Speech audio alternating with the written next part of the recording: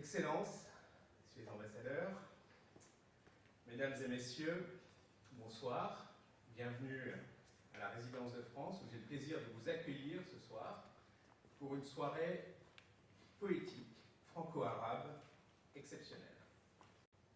Ce soir, nous accueillons Madame Michèle Orani, poétesse que nous connaissons bien, à l'occasion de la sortie de son recueil « C'est ainsi que je te vois ».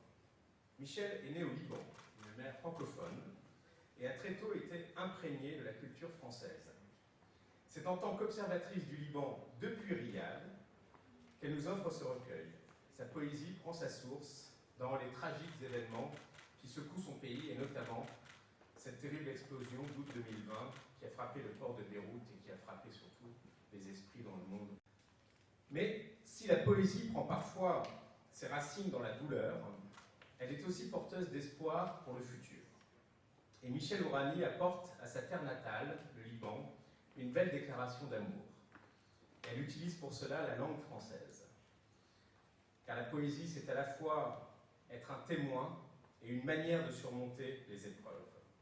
Et elle se révèle d'ailleurs essentielle dans les périodes de transition et de changement, et lorsque les orages passent, elle nous aide encore à aborder le futur.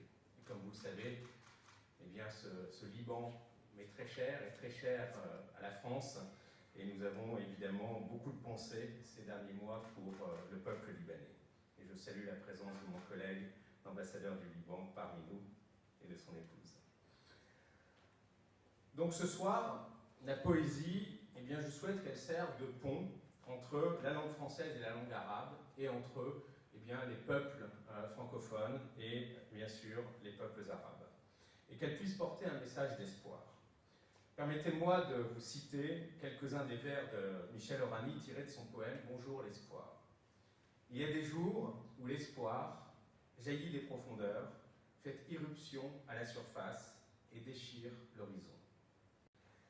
Je remercie vraiment chaleureusement Michèle Orani d'être par exemple parmi nous ce soir. Je remercie aussi Inès Mortamari et Suzanne Kayeli qui vont prêter leur voix pour réciter les poèmes en français et en arabe. Et je remercie également Dalia Serroudei qui a traduit les poèmes de Michèle vers l'arabe. Et bien sûr, nous avons des invités surprises ce soir, deux poètes saoudiens, Mustafa Shira et Salman El-Chatri, qui vont ouvrir et fermer cette séquence poétique avec leur composition. Enfin, bien sûr, je n'oublie pas nos musiciens, Iyab Habdin, qui est joueur de oud talentueux, que l'on ne présente plus ici à la résidence, la violoniste Marina Ivanenko, qui vont accompagner nos poètes pendant la récitation, ainsi que le pianiste Yazan Makda, que nous écouterons en deuxième partie de soirée, lorsque je vous inviterai à passer dans le jardin.